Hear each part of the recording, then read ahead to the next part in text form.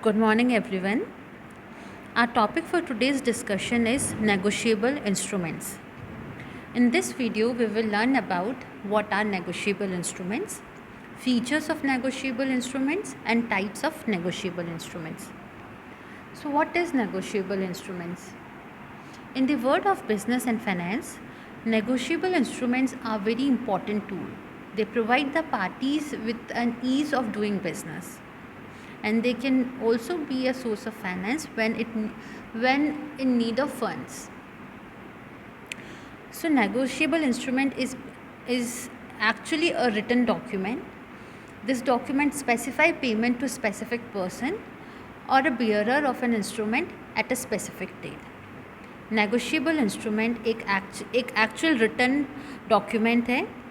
ये डॉक्यूमेंट एक specific payment को पे करने का प्रॉमिस करता है टू ए स्पेसिफिक पर्सन. जो भी इस डॉक्यूमेंट को होल्ड करेगा उसको पैसा मिलेगा. कौन देगा? जो भी जिसका नाम उस डॉक्यूमेंट पे रिटन है, या कोई भी specific person at a specific date. So we can define negotiable instrument as an document which promise payment to the assignee. Assignee यहाँ कौन है? The person whom it assigned to or given to, or a specific person. These instruments are transferable signed documents which promise to pay the bearer or the holder the sum of money when demanded or at time in future. Negotiable instrument एक ऐसा document है जो promise करता है, जो भी इसका holder है उसको एक पर्टिकुलर अमाउंट मिलेगा. कौन देगा ये अमाउंट? ये स्पेसिफिक पर्सन देगा, या ऐसा पर्सन जिसका नाम उस डॉक्यूमेंट पे रिटर्न हो. कब देगा? कोई भी फ्यूचर की स्पेसिफिक डेट पे देगा, या फिर when demanded.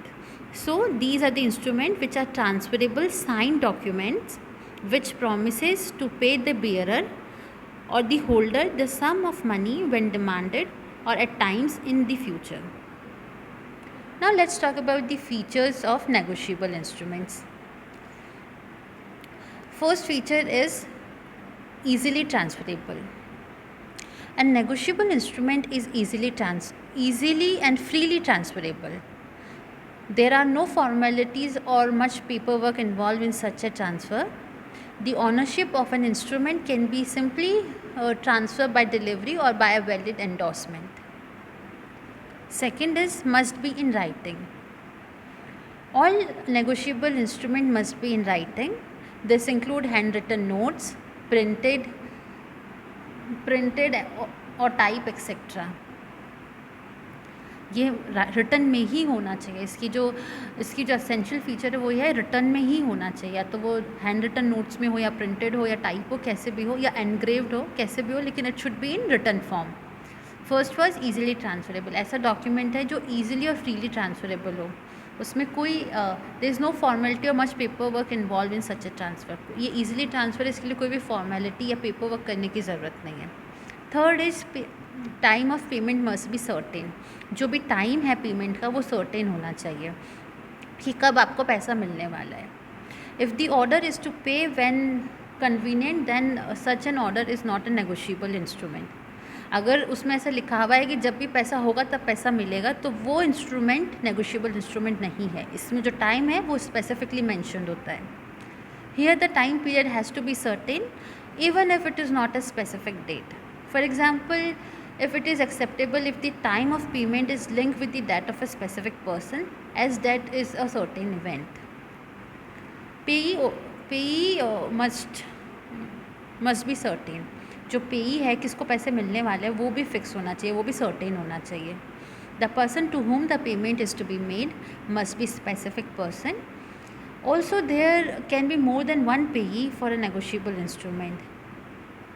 And person here can be artificial person as well, like corporate bodies, trade union, chairman, secretary etc. जो पेई है, जिसको पैसे मिलने वाले हैं, वो भी सर्टेन होना चाहिए. हमें पता होना चाहिए कि हमें एट लास्ट इसको पैसे देने हैं. ये जो पर्सन है, जो पेई है, ये आर्टिफिशियल पर्सन भी हो सकता है. आर्टिफिशियल पर्सन मतलब या तो कोई कंपनी भी हो सकती है, ट्रेड यूनियन हो सकता है, तो ये आर्टिफिशियल पर्सन भी होगा. लेकिन पर्सन जिसको भी पैसा मिलना है वो स्पेसिफिकली मैंशनड होगा. Then let's talk about the type of type of negotiable instrument. First type is promissory note. In this case, the debtor is the one who makes the instrument, and he promises unconditionally to the creditors a certain sum of money on a specific date. Promissory note में जो debtor होता है, जो जिससे पैसा मिलने वाला है, वो इसको बनाता है. वो प्रॉमिस करता है क्रेडिटर को, क्रेडिटर मतलब जिसको उसको पैसा देना है, उसको प्रॉमिस करता है to pay a certain sum of money on a specific date. तो प्रॉमिसरी नोट कौन बनाएगा? जो आपको पैसा, जिससे आप पैसा मांगते हो, वो प्रॉमिसरी नोट बनाएगा. वो क्या प्रॉमिस करेगा? वो प्रॉमिस करेगा क्रेडिटर को, मतलब जिसको पैसा मिलना है, उसको प्रॉमिस करेगा to pay a certain sum of money on a specific date. Then is bill of exchange.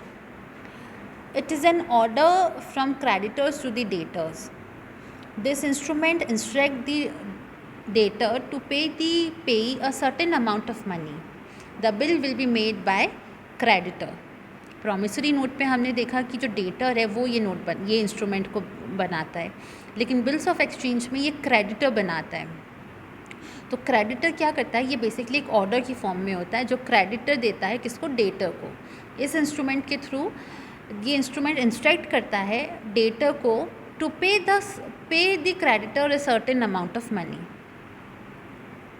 I hope I am clear. Next is cheque. Cheque is another form of bill of exchange. Here the drawer is the bank. A cheque and such a check is only payable on demand. It is basically the depositor instructing the bank to pay a certain amount of money to the payee or bearer of the check. Cheque तो बहुत ही commonly use negotiable instrument है. इसके अंदर क्या होता है, जैसे सपोज़ मुझे किसी को पेमेंट करना है, अगर ए को पेमेंट करना है बी को, तो क्या होगा? ए एक चेक ड्रॉ कर देगा बी के नाम. बी जाके उसको बैंक से जाके उसको पैसा, बैंक से जाके चेक दे सकता है और पैसा विड्रॉ कर सकता है. Then is other negotiable instruments. There are other instruments such as government promissory note, railway receipts, delivery order, etc. And this can be negotiable instrument by custom or practice of trade.